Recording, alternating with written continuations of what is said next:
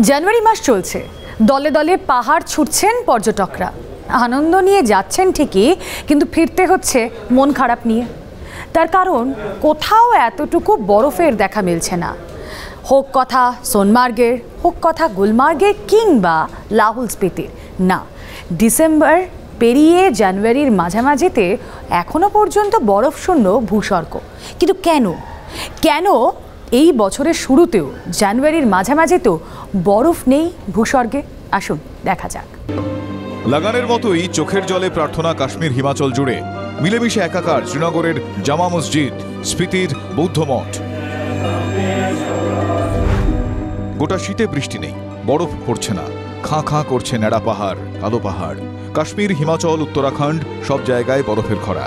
হিম নেই হিমালয়ে। ছবি দেখে কে বলবে জানুয়ারির মাঝামাঝি চলছে?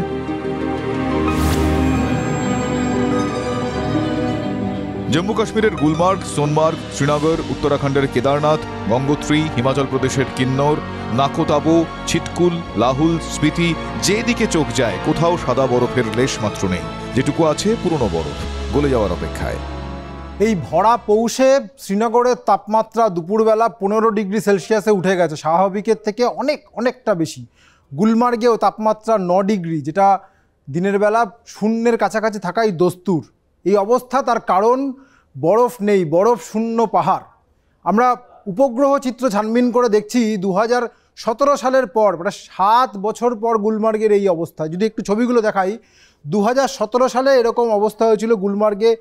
স্যাটেলাইট পিকচার যদি দেখা যায়, সে অর্থে বরফ ছিল না। কিন্তু 2018, 19, 20, 21, 22, 23 মোটামুটি ভালোই বরফ ছিল গুলমার্গে। কিন্তু এইবারের ছবিটা ঠিক 2017 সালের মতো, কোথাও কোনো বরফ নেই।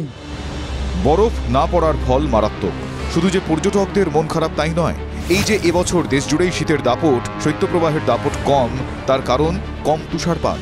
পাহাড়ে বরফ পড়লে তবেই হিমেল হাওয়ার দাপট বাড়ে, ঠান্ডার কামড় বাড়ে। এবার হিমেল হাওয়ার গতি এতই কম যে ঘন কুয়াশার হাত থেকে নিষ্কৃতিই পাচ্ছে না দেশের বিস্তীর্ণ তরলাট। 350 কিলোমিটার লম্বা কুয়াশা করিডোরে পাকিস্তান থেকে ত্রিপুরা ভুগছে ডুয়ার্স। জলপাইগুড়ি, কোচবিহার বহু জায়গায় রোদের দেখাই মিলছে না, জনজীবন বিপর্যস্ত। এবার সেভাবে বরফ না পড়ায় পাহাড়ে পানীয় জলের বড়সড় অভাবের আশঙ্কা। আগেভাগেই শুরু হতে পারে গ্রীষ্মের দাপট।